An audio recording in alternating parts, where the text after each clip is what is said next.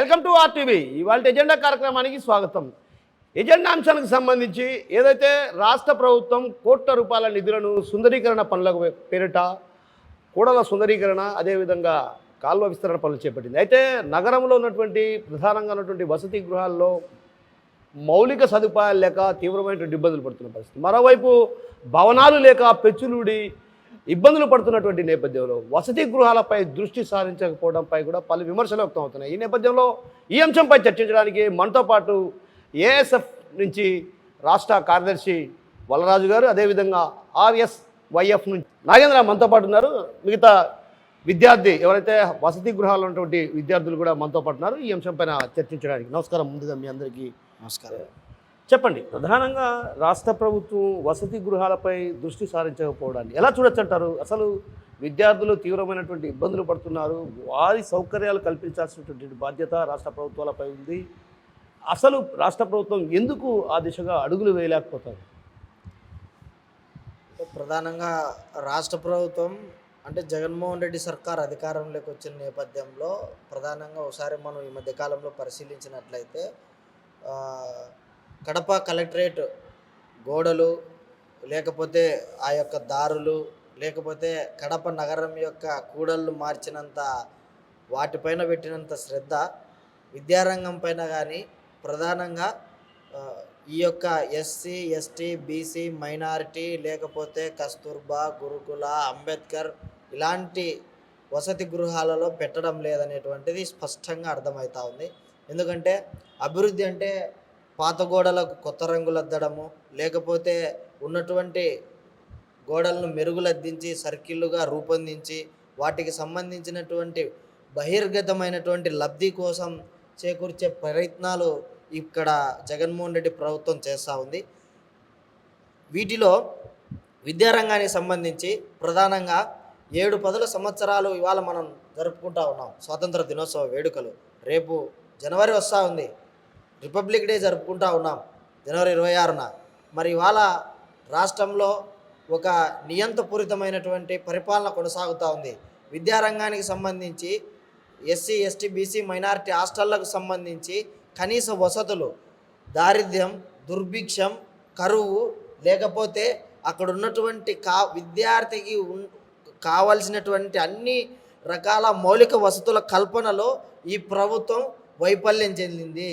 ఏమాత్రం కూడా అంటే ఈ జగన్మోహన్ రెడ్డి గారు అధికారంలోకి వచ్చిన నేపథ్యంలో పెద్దగా ప్రకటించారు మెనూనేమో, కానీ వాటికి సంబంధించినటువంటి మెస్ ఛార్జీలకు సంబంధించి, ఇన్ఫ్రాస్ట్రక్చర్కి సంబంధించి ఎంత డబ్బులు కేటాయించారు, రాష్ట్రంలో ఉన్నటువంటి మౌలిక వసతులు ఎన్ని ఇన్ఫ్రాస్ట్రక్చర్ పెంచారంటే అవన్నీ నీటి మీద బుడగల్లాగే.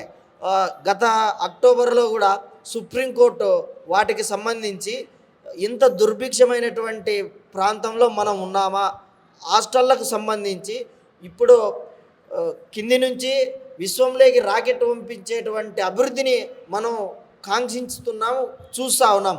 అలాంటి సందర్భంలో కూడా విద్యార్థులు ఇంకా పడక అనేటువంటిది నేల మీదే, లేకపోతే పెచ్చులు పడుతూ అద్దె భవనాల్లో చాలని అన్నతో, పౌష్టికాహార లోపంతో ఇవాళ సాంఘిక సంక్షేమ వసతి గృహాలు ఉన్నాయా అని ప్రభుత్వాన్ని ప్రశ్నించినటువంటి సందర్భాలు మనం చూసాం. అయినా కూడా ఈ ప్రభుత్వానికి చీమ గుట్టినట్టు కూడా లేనటువంటి సందర్భం కూడా మనం చూస్తూ ఉన్నాం. నిన్న పులివెందుల నియోజకవర్గంలో నలిపిరెడ్డిపల్లె గ్రామం, లేకపోతే లింగాల మండలం ఇలాంటి ప్రాంతాల నుంచి విద్యార్థులు గాయాల పాలైనటువంటి సందర్భం, లేకపోతే అక్కడ ఈ విశాఖపట్నం, లేకపోతే మన్యం జిల్లా పార్వతీపురం, లేకపోతే సాక్షాత్తు అమరావతి కేంద్రమైనటువంటి గుంటూరు లాంటి ప్రాంతాల్లోనే ఇవాళ సాంఘిక సంక్షేమ వసతి గృహాలను పరిశీలించినట్టయితే ఎంత దుర్భిక్షంలో పందులతో, దోమలతో, కడు మురికి వాడలుగా ఉన్నటువంటి హాస్టళ్ళు దర్శనమిస్తూ ఉన్నాయి. వీటన్నిటినీ పరిశీలించాల్సినటువంటి ప్రభుత్వం, డెవలప్ చేయాల్సినటువంటి ప్రభుత్వం పట్టించుకోవడం లేదు, వాటిని కన్నెత్తి కూడా చూడడం లేదు. వాటికి సంబంధించి హాస్టళ్ళకు సంబంధించి 4-5 నెలలు అవుతున్నా మెస్ బిల్లులు ఇవ్వడం లేదు, లేకపోతే ఖాళీగా ఉన్నటువంటి హాస్టలు, కమాటి, వార్డెను, వర్కరు ఇలాంటి వాటికి సంబంధించినటువంటి పోస్టులు భర్తీ చేయడం లేదు. అంటే పూర్తిగా సంక్షేమ రంగానికి సంబంధించి జిల్లా కేంద్రాలు రూరల్ ఏరియా నుంచి వచ్చేటువంటి ఇక్కడ పాఠశాల విద్య నుంచి ఉన్నత విద్య వరకు అన్ని రంగాలకు సంబంధించి డిఎస్సి కావచ్చు, ఫార్మసీ కావచ్చు, పాలిటెక్నికల్ కావచ్చు, లేకపోతే ఈ ఇంజనీరింగ్ కావచ్చు, అన్ని రంగాలకు సంబంధించినటువంటి విద్యార్థులు చదువుకుంటున్నటువంటి నేపథ్యం మనకు కనపడతా ఉంది. కానీ కేవలం విద్యార్థుల పట్ల, సాంఘిక సంక్షేమ వసతి గృహాల పట్ల ఈ ప్రభుత్వానికి సవతి తల్లి ప్రేమ చూపుతుంది తప్ప నిర్దిష్టమైనటువంటి ప్రణాళిక మాత్రం లేదు.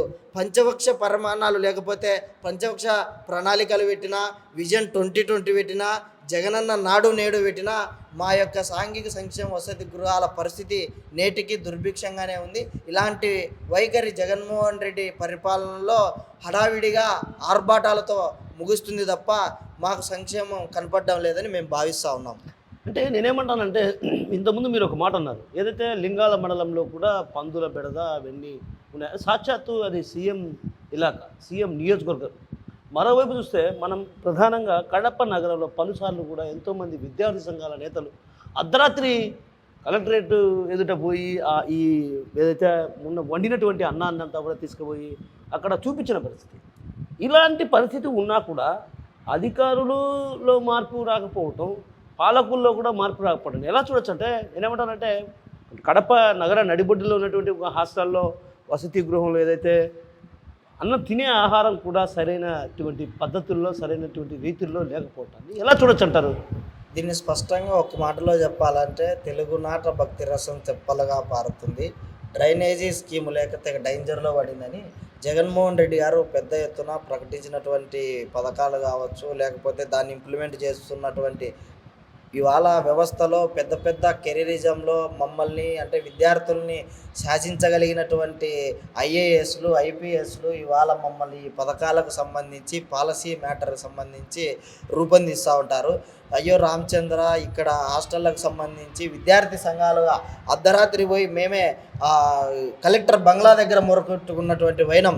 అంటే 7-8 నెలలుగా, మాసాలుగా ఈ హాస్టల్లో కనీసం వసతి గృహంలో తినడానికి కూడా సరైనటువంటిది ఇది మీ యొక్క మెనూ కాదు దేవుడు, కనీసం తినడానికి ఆ పూట గంజి, అన్నం, కూర సరైన పద్ధతుల్లో లేదని చెప్పి మొరపెట్టుకున్నా కూడా, అంటే అక్కడికి ఒక రకమైనటువంటి డిస్క్రిమినేషన్ అనేటువంటిది మేము స్పష్టంగా గమనించినటువంటి అంశం. ఇవాళ ఈ రాష్ట్రంలో సోషల్ వెల్ఫేర్ కమిషనర్లు కావచ్చు, బీసీ వెల్ఫేర్ కమిషనర్లు కావచ్చు, లేకపోతే నగరంలో ఉన్నటువంటి కమిషనర్ కావచ్చు, ఇన్ఫ్యాక్ట్ ఇవాళ కడప రోడ్లు మారుతున్నాయి, లేకపోతే సర్కిళ్ళు మారుతున్నాయి, లేకపోతే ఈ యొక్క కలెక్టరేట్ సంబంధించినటువంటి డిజైన్లు మారుతున్నాయి తప్ప విద్యార్థికి కావాల్సినటువంటి పౌష్టికాహారం ఎంత, లేకపోతే పౌష్టికాహారానికి సంబంధించి వచ్చేటువంటి శాతం ఎంత, వాటికి సంబంధించి పిహెచ్ సెంటర్లు ఎన్ని రోజులు నెలలో పరిశీలన చేస్తూ ఉన్నారు, వారి ఆరోగ్య పరిస్థితులు ఎలా ఉన్నాయి, ఇలాంటివన్నిటినీ పరిశీలించాల్సినటువంటి ఐఏఎస్ ఆఫీసర్లు ఏం చేస్తూ ఉన్నారంటే, ఇవాళ కారణాలు ఏమైనా కావచ్చు, పాలక ప్రభుత్వం యొక్క చెప్పులలో వీళ్ళ అడుగులు ఉంటున్నాయి తప్ప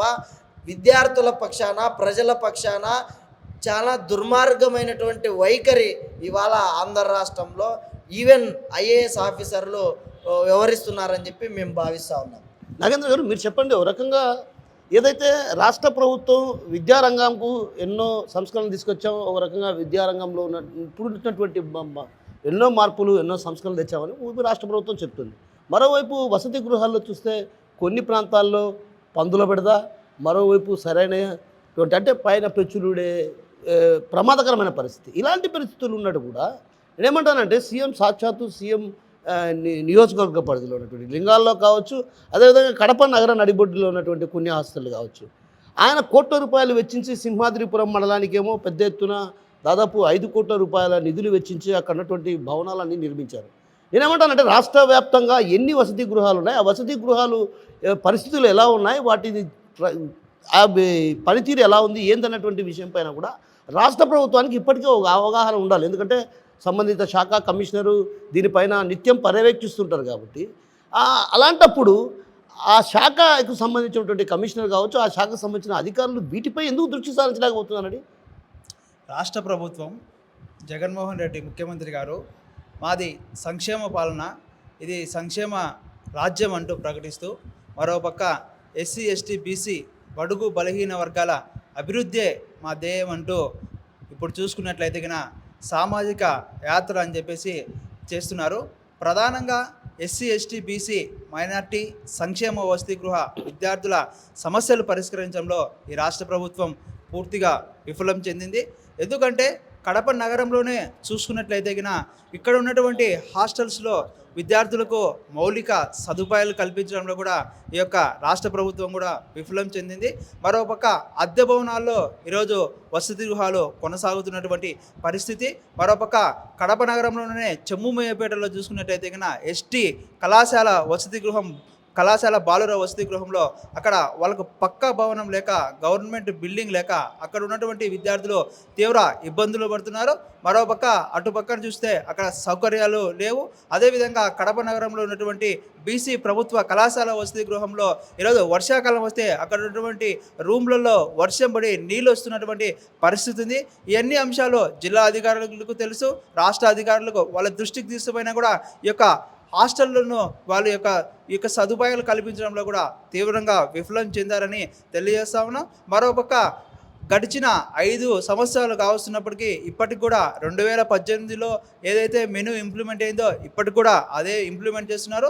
మరోపక్క మెనూ పెరిగిన ధరలకు అనుగుణంగా మెస్సు కాస్మెటిక్ ఛార్జీలు పెంచాలని డిమాండ్ చేస్తున్నప్పటికీ కూడా పెరిగిన నిత్యావసర ధరలకు అనుగుణంగా మెస్సు కాస్మెటిక్ ఛార్జీలు పెంచాల్సింది పోయి పెండింగ్లో ఉన్నటువంటి బకాయిలు మెస్ ఛార్జీలు అయితేనేవి కాస్మెటిక్ ఛార్జీలు అయితేనే ఇవన్నీ కూడా వారికి ఇవ్వకోకుండా ఈరోజు నెలల తరబడి ఈరోజు బిల్లులు పెండింగ్లో పెట్టడం వల్ల మొన్నటికి మొన్న కడప నగరంలో చూసుకుంటే ప్రకాష్ నగర్లో ఉన్నటువంటి ప్రభుత్వ కళాశాల వసతి గృహంలో కూడా విద్యార్థులు అందరూ కూడా ఈరోజు బయటికి వచ్చేసి మేము ఈ అన్నం తినలేనటువంటి పరిస్థితి ఈరోజు నెలకొందంటే ఈ రాష్ట్ర ప్రభుత్వానికి ప్రభుత్వ వసతి గృహాల విద్యార్థుల సమస్యలు పట్టడం లేదని చెప్పేసి మేము కరాఖండిగా విద్యార్థి సంఘాలుగా తెలియజేస్తా ఉన్నాం. మరో పక్కన చూసుకున్నట్లయితే ప్రభుత్వ వసతి గృహాలకు ఈరోజు కిటికీలకు మెస్సులు లేవు. వాళ్ళకి ఇక్కడ చలికాలం వచ్చినప్పటికీ ఇప్పటికి కూడా కొన్ని వసతి గృహాలకు వాళ్ళకు బెడ్షీట్లు ఇచ్చిన పరిస్థితి లేదు. మరొక పక్క సీజనల్ వ్యాధులు వస్తున్నాయి, జ్వరాలు వస్తున్నాయి, వాళ్ళని పట్టించుకునే నాదులే లేడు. ఈరోజు జిల్లా అధికారులు మాత్రం వారి సమస్యల మీద మాత్రం పరిష్కరించడంలో తీవ్రంగా విఫలం చెందారని చెప్పేసి ఈరోజు విద్యార్థి సంఘాలుగా తెలియజేస్తా ఉన్నాం. ఇప్పటికైనా జిల్లా విద్యాశాఖ అధికారులు స్పందించాలి.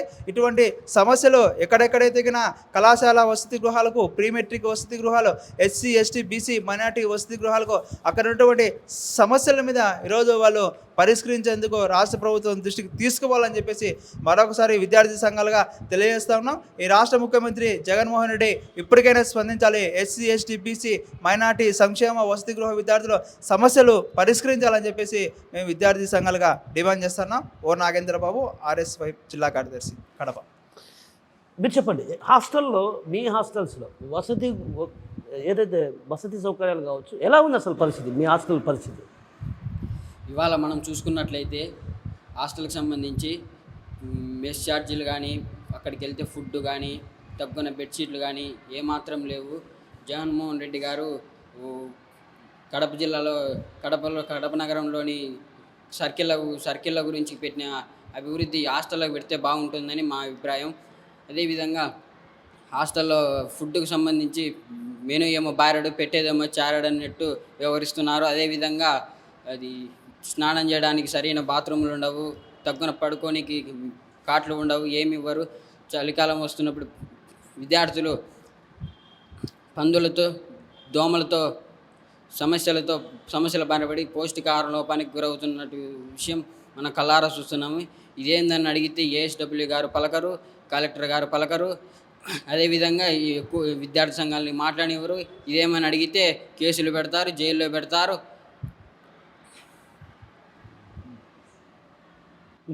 ఓకే, మీరు చెప్పండి, అసలు వసతి గృహాల్లో ఎలా ఉంది పరిస్థితి?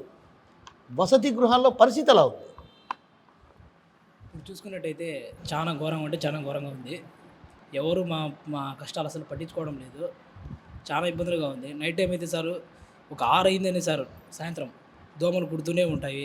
మాకు రావాల్సినవి ఏవి సరిగా రావు, ఫుడ్ సరిగా ఉండదు. అసలు మమ్మల్ని ఏ రకంగా పట్టించుకోరు.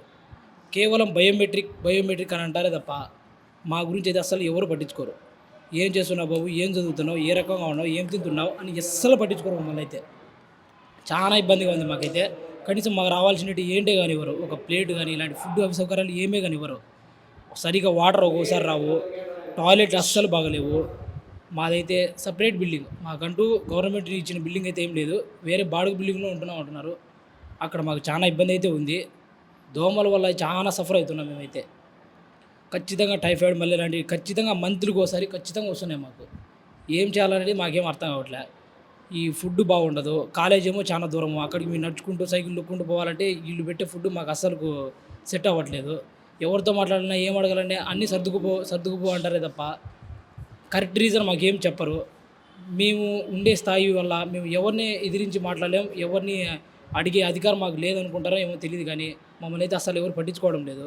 కేవలం బయోమెట్రికే అని అంటారు తప్ప మిగతా విషయాల్లోకి మమ్మల్ని ఏం ఇన్వాల్వ్ కూడా చేయరు, మమ్మల్ని ఏం అడగరు. మాది ఇంతే అనే బతుకులు మటుకు మమ్మల్ని అట్లే పెట్టేసినారు.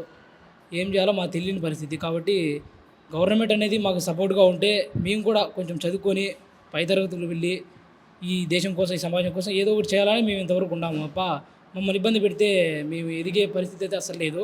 ఇట్లనే అణిగిపోవాల్సి ఉంటుంది తప్ప చాలా ఇబ్బంది పడుతున్నాం. ఇది మాకు కావాలి. రాష్ట్ర ప్రభుత్వం సంక్షేమం రంగానికి పెద్దపీట వేశామని గొప్పలు చెప్తుంది. వసతి గృహాల గోడు పట్టనటువంటి పరిస్థితి ఉంది. ఎందుకంటే తాము పడుతున్న ఇబ్బంది కళ్ళారా అధికారులు చూస్తున్నారు, అదేవిధంగా పాలకులు చూస్తున్నారు. కానీ తమ బ్రతుకులు మాత్రం మారని పరిస్థితి. ఒక రకంగా వసతి గృహాల్లో ఉండాలంటే భయపడాల్సిన పరిస్థితి. మరోవైపు దోమల బెడద తీవ్రంగా ఉంది. నెలకోసారి ఖచ్చితంగా సీజనల్ వ్యాధుల బారిన పడక తప్పడం లేదు. అదేవిధంగా వైరల్ ఫీవర్స్ వచ్చి తీవ్రమైనటువంటి ఇబ్బందులు పడుతున్నాం. అదేవిధంగా ఏదైతే మాకు అందిస్తున్న ఆహారంలో కూడా నాణ్యత లోపం పూర్తిగా కనిపిస్తుంది. నాణ్యత లోపం ఉన్నటువంటి నేపథ్యంలో అధికారులు కూడా వీటిపై ప్రత్యేకమైన దృష్టి సారించలేదు. ఎందుకంటే అనుగుణంగా మెస్ ఛార్జీలు పెంచాల్సినటువంటి రాష్ట్ర ప్రభుత్వం ఆ దిశగా అడుగులు పోవటం వల్లే నాణ్యమైనటువంటి ఆహారాన్ని అందించలేని పరిస్థితి. ఇలాంటి పరిస్థితుల నేపథ్యంలో ధరలకు అనుగుణంగా మెస్ ఛార్జీలను పెంచాలన్నటువంటి భావన అటు విద్యార్థి సంఘాల నేతలతో పాటు వసతి గృహాల్లో నివసిస్తున్న విద్యార్థులు వ్యక్తం చేస్తున్నారు. ఇది ఇవాళ ఎజెండా కార్యక్రమం. రేపు మరో ఎజెండాతో మీ ముందుకు వస్తాం. మరిన్ని వీడియోస్ కోసం ఛానల్ ని సబ్స్క్రైబ్ చేయండి, లేటెస్ట్ అప్డేట్స్ కోసం వాట్సాప్ ఛానల్ ని ఫాలో చేయండి అండ్ లింక్ డిస్క్రిప్షన్ లో ఉంది.